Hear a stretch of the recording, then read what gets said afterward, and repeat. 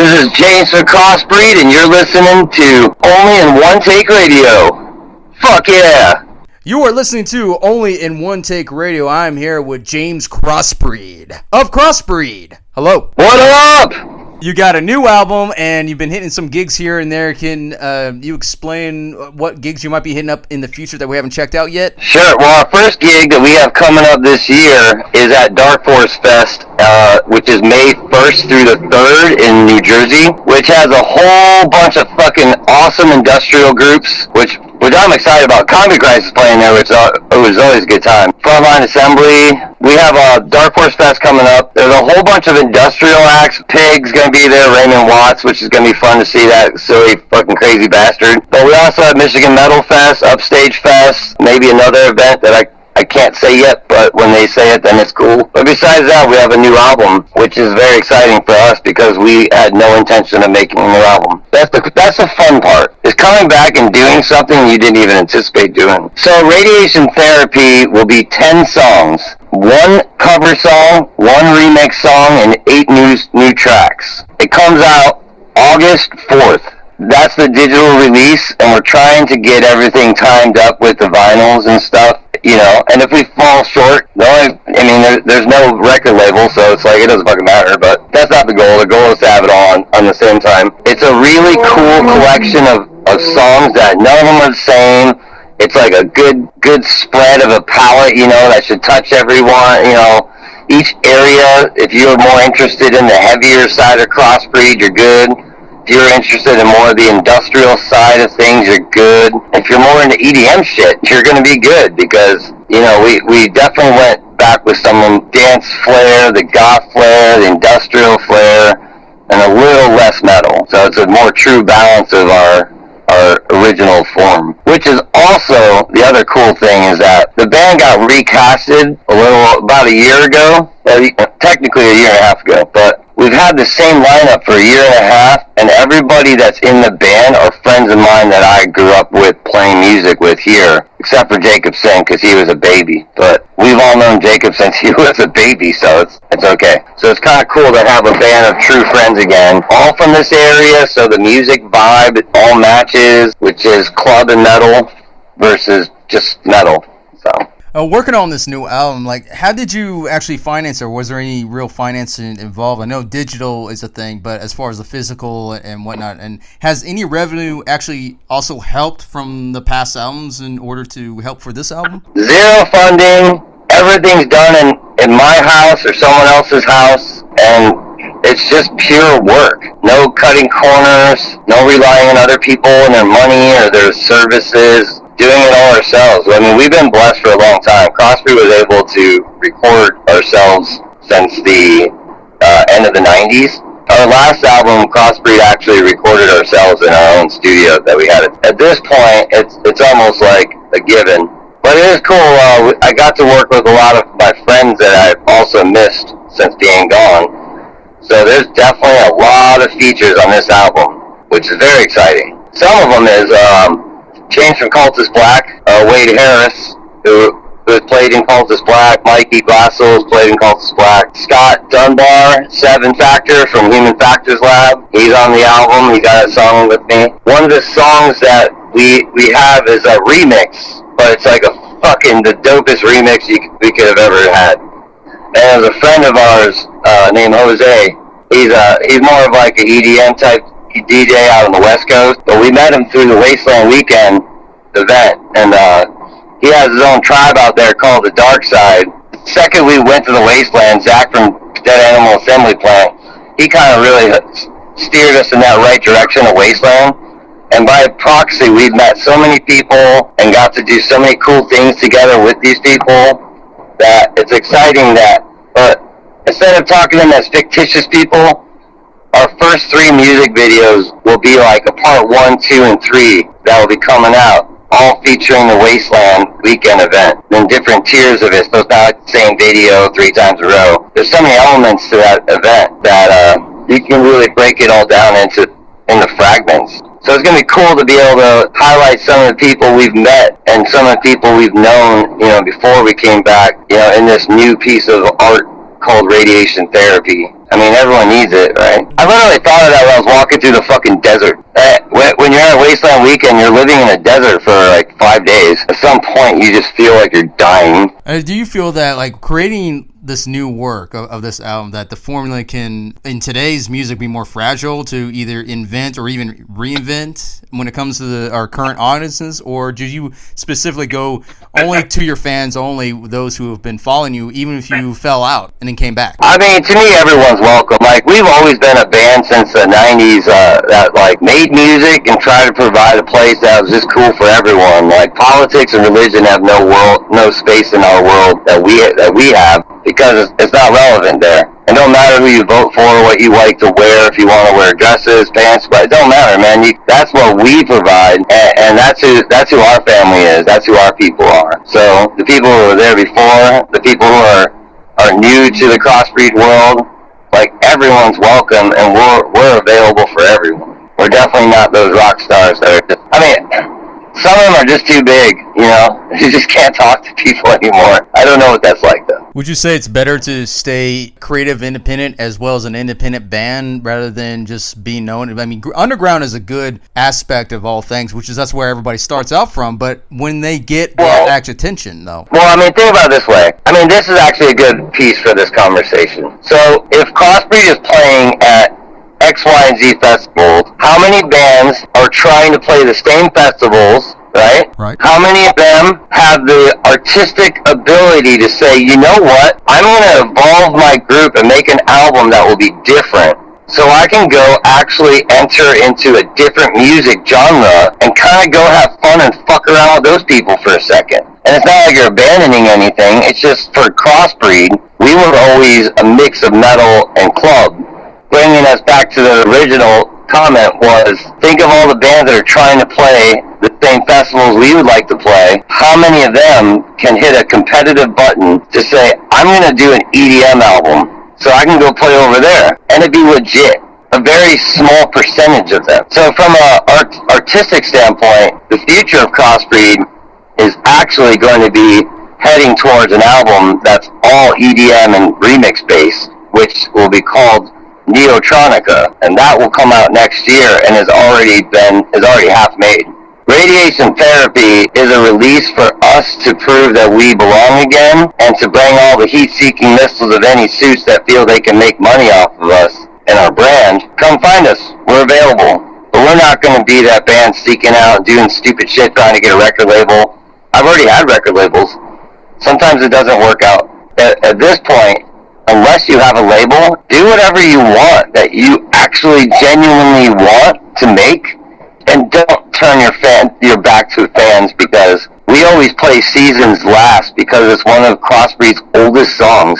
And what we always used to talk about was how it just sucks when you love bands that start out heavy and then they evolve into light, and they don't play the heavy shit that got them famous. Seasons didn't get us famous, but it's the nod to the fans who have always been around.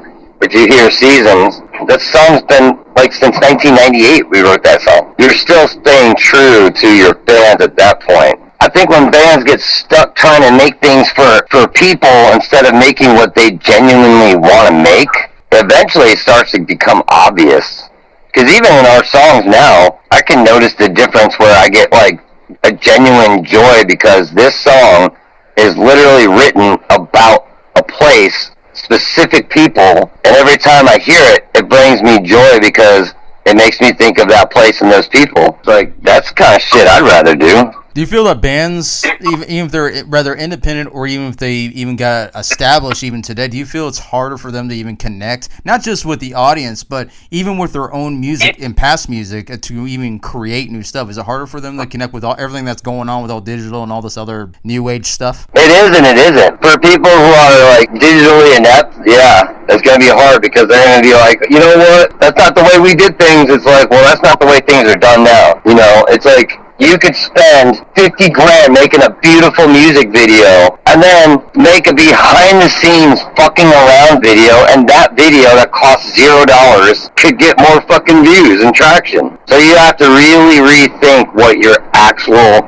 goals are, you know, and make sure your efforts are all aligned with the motions forward. So, like, if you're going to do something, does that one action check multiple boxes by proxy? happy? If so, that's very productive decision or choice. What would you consider as a difficult way of developing a band? I mean, do you feel it's harder for you to still develop, or do you feel like you're still developing, but you're still, even yourself, is still trying to conquer certain challenges in order to get that artistry out there, no matter what we do with all this other stuff, new age stuff to formulate? Of course, you get the AI crap and all that stuff. I ignore all that shit. I don't listen to anyone else, and I just make the shit that I feel is cool from a vibe standpoint. As far as AI goes, AI is part of our world now. That's definitely no doubt. But from using it for like my art stuff, like I couldn't give two shits for it. Like I don't need it to write lyrics. And people who need it to write lyrics, you're not an artist. Sorry.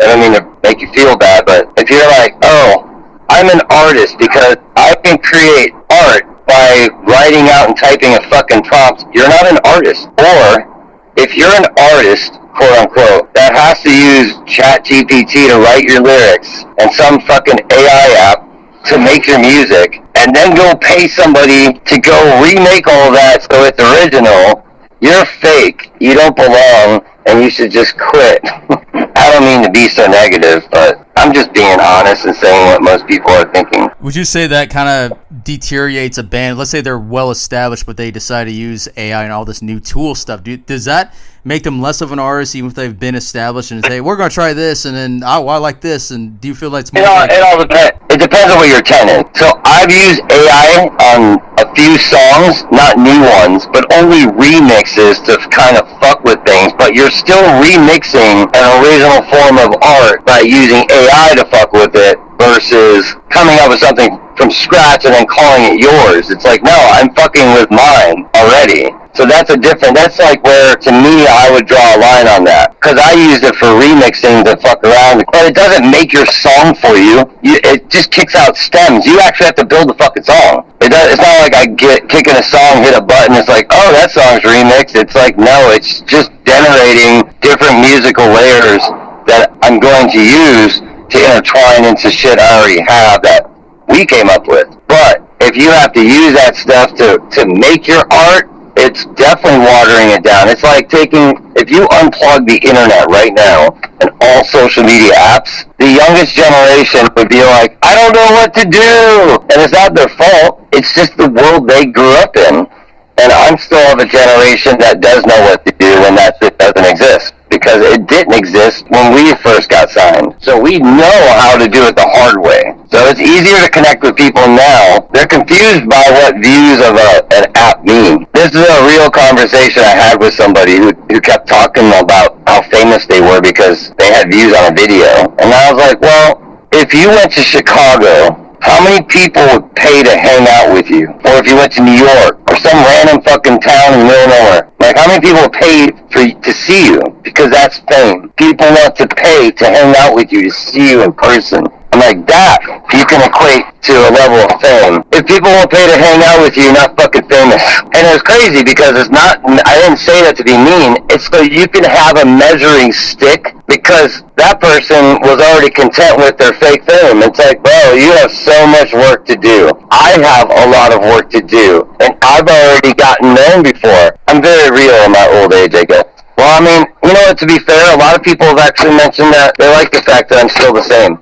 That I'm very consistent as how I speak. Would you consider that almost like a definition between sample of product and product of sample in today's music like that? I think a lot of the original creativity part is kind of missing because so many people have so many easy access toys. So like, here's a good thing. If you go on Facebook, everyone says they're a digital content creator. I bet you 90% of profile users are content creators. That's what they put. But are they really content creators? I mean, everyone produces content technically. A title, a label, or entitlement of that label, whichever the case may be in today's music. I mean, it happens a lot too, and makes other good bands that don't really go by this route just kind of make them look worse than what it is, even as we fast forward in time. Well, the ones who are fake will be discovered in time because, okay, like, what I mean is, like, if you make a song and now you sound so fucking good, you're singing in a way that no one recognizes your voice because it doesn't sound like you anymore. Unless you're going to get on stage and fake it now, how are you going to do that? Because I still sound like me, no matter how I slice it. So I won't even say who, but I know of a band that you know of that actually did what I described as a fucking low bar fucking thing to do, of using ChatGPT to write your lyrics, using an AI app to make your music, and then paying somebody to make it a couple notes off to make it original. And they're going to go around and feel good about themselves, and people are going to tell them they're so good, and very few people will know the truth, that they're fake as fuck, and that there is a name for the person who actually is the real talent, but they're not really in the band. So I want to give that one up if they ever like wage war with us. Touring is always a crucial aspect no matter what, but touring is often the main reason, but yet the art, as far as the art to get it out there, but how do you divide, like when it comes to funds, traveling, as well as trying to get the album out there? I mean, you also have personnel. I mean, how do you divide that up, even if it's small gigs, whether it's like 5 or even 3, if that matter, you separate them out? So like when you're playing festivals, you might make a lot of money on merch, or you might not. It all depends on how they have the merch set up and everything. Like, if you have to wait in line with 300 people, that's not going to be good for bands. It all depends on what your business model is. So for Crossbreed, we're not really looking to go out and keep touring and doing all those things because it costs so much money to be gone when we can all make more money being home. So then it becomes, what do we actually want to do? Well, we want to play festivals. And that is very obvious because the last few years, all we've been doing is just pretty much playing festivals. Small run here, small run there. We just want to play festivals. It would be fun to do a tour again, but to go out and bang it in the fucking clubs to 10 people or 20 people and trying to grow your brand, like, I don't really know who wants to do that. The smart move is to stay the fuck home, put the time in on the things that matter, like making an album. And that would have never been made if I was out fucking around trying to do, a tour here, a tour there, and there's nothing wrong with doing those. If you can only choose X amount of actions that you can do in a year, what are you going to do? So I chose to stay home and write an album and focus on the few shows this year that we want to play. And if like a Static X comes around, it's like, hey, you guys want to go on tour? Yeah, then we can. Otherwise, because we're only playing a few shows a year and we're a group of friends, it's not like I'm a dude sitting here cutting checks to everybody. We're just like a local band again. We know how much we're going to make. Everyone knows exactly the dollar amounts that a show's going to pay. We know how much it's going to cost to get there. And if we cost more than that, we'll just split it. It's just like a real band. Most bands that you're probably going to talk to actually can't even relate to that concept anymore. Bands have to tour, like they have to make that money because that is literally like their bread and butter. But let's say, for example, if you were to get signed right now, how would that affect you, financial aspect of things? Do you feel like that would still contradict your business model itself? No. What I'm saying is that this year we have 4 shows booked, which means we have wide open months. So if this album comes out and if things start to take off, and if a band like a Static X level or above is like, hey, you want to hop on a tour? The answer is yes, and we can be responsive like right then and there. So that's the difference, is we are able to tour. We're waiting for the right opportunities that make sense to us versus just doing it to do it. I don't have to go out and tour for a year to promote an album that didn't cost anything. It didn't cost us anything.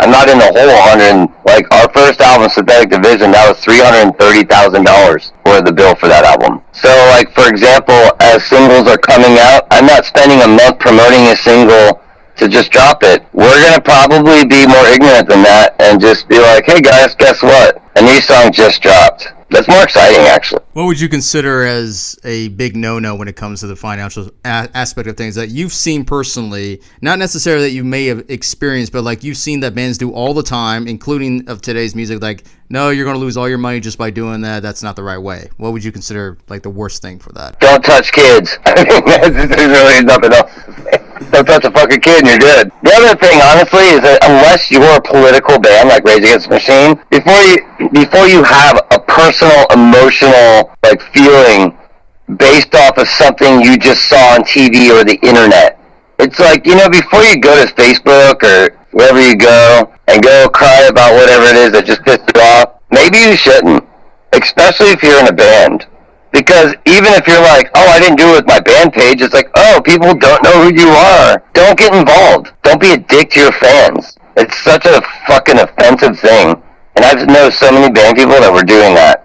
And even when I wasn't doing Crossbreed, I'd message them and be like, one day this whole fad of A versus B is going to end, and those fans that you shit on and called them stupid because they didn't think like you did, they're not going to forget that.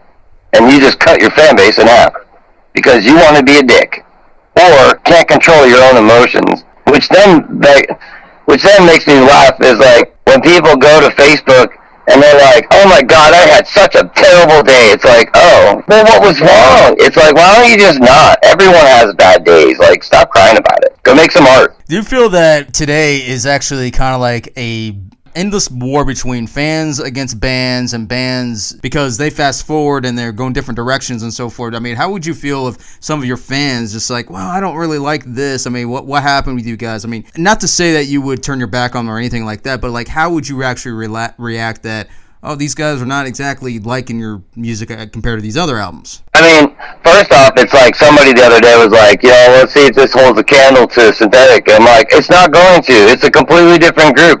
That was 25 years ago. We were kids. We were poor. We were like street people. Shit's changed. That doesn't mean the musical style has changed. It just means that like there were 6 people that made that album, and I'm only one of those 6 people, and I'm the only one here of the 6. But that musical style of Crossbreed was part of my palette. So we have the ability to recast it. And we did, but the album that we have that's made now is a true representation of me, which is all over the place. So this album has definitely a splash of everything. You'll probably like at least one song. And if not, listen to it again. Give it another shot. And if you still hate it, then just go listen to Synthetic Division. We're good. I don't care to get in debates. People don't like it, or if you get that, like, I remember one dude was saying that I had screwed Crossbreed up for years, and I was like, yeah, if you think we suck now, wait until next year. I'm going to take us to a whole new level of suck. Like, that's the tone. That's how you handle that stuff, with grace. Do you feel that today's music is often about focusing on that trend rather than on style? Everyone's got their own flavor. Just make what you want. Whatever tribe you vibe with, you're gonna produce stuff from that. So it don't matter. Music's all blended now. Everything's crossed over. Just make something cool and fun and like authentic. That's all that matters. Because I can go to a concert of any genre of music and walk in and be thoroughly entertained if it's like, there's that energy, that vibe by whoever it is on stage. Even if it's a solo person, as long as they bring that vibe, that the people in front of them are what matters, you treat it like a DJ, honestly. If I'm being honest, that's the reality. You treat it like a DJ. DJs have to read the crowd in front of you and change on a dime. I've done that where I'm like, man, this next song is not going to do what I want for the crowd. We're skipping it. Going right to one that will do what I want with the crowd. Drummers don't like that, but it does happen. Bands come and go. Members come and go all the time. And that's part of the territory. It's part of the artistry. It's part of everything. But should every band have a fail-safe plan if they disband altogether, like as in using the name? Do you have like plans if something does happen? Do you want to still use the name for other revenues like merchandise and other business aspect of things? I mean, it's my name, so like I can use it for whatever I want. My wife gets it. She can do whatever she wants after that. I don't care. I don't think bands shouldn't be like, how do I replace ourselves so when we all die the band exists? It's like, no, man. We all make music to leave proof we existed. It's one of the only things you can do. Like, music will last. One day we'll all be dead, but those songs will still exist somewhere. It's still a living band, but let's say the band disbands altogether. All the members no longer want to create under that brand name. What would you want to do with this brand name? God forbid that ever happens, but it does happen. I mean, do you have plans for that too, or is that just going to disintegrate and here it is? No, it just dies, dude. Like, Crossbreed ended for 10 years, and then I brought it back. And when I did that, legally took over all the names and stuff. So Crossbreed is gonna exist as long as I want it to exist, or I can make it exist. And if it doesn't exist, that means I'm comfortable with it not existing anymore. And oftentimes, a lot of bands never really truly let that band name go, despite what they contributed. Do you feel like a lot of bands are trying too hard to keep that still alive? And like, because a lot of bands do burn out a lot, and they don't put out good music. They just have to go tour and tour and tour and tour, and all, like I mentioned before. But do you feel sometimes there's going to be an end of a line of this at some point, or do you feel like it's just going to keep going regardless of that artist? I mean, for me, I'm just gonna make music until I don't want to make it anymore. I was always authentic to my fan base of Crossbreed.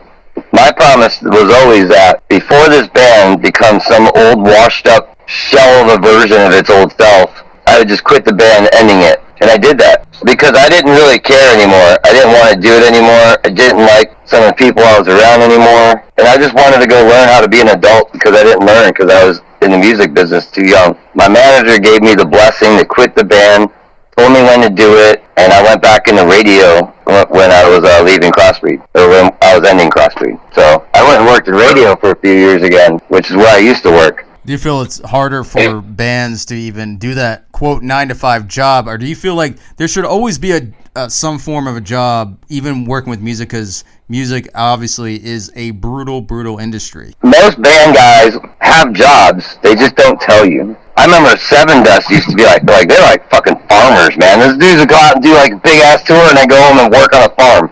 You're like, I mean, first off, that's how they probably all were always in great shape. You know, you should always work. You should be constantly trying to make some kind of funds. Otherwise, you're just waiting to die, and that sucks. Now, before we get out of here, let's dive a little bit more into the album. Not to give too much away of this new album, but like as far as the imagery, like what do you expect your audience to see? Now, you mentioned about the music, but as far as imagery, the artistic side of that, matching the songs, what do you think they were going to at least expect? Yeah, I'd say last year we were definitely representing more of the Wasteland style, which will continue on, but there's been additions with accessory-wise. So adding fiber optics back into the outfit, so everyone in the band now has fiber optics, which is what we used to do back in the 2000s. I used to have like fiber optic wires all over my outfit, and then I had the armbands. Starting to lean now heavily into the cyber world as the year goes on.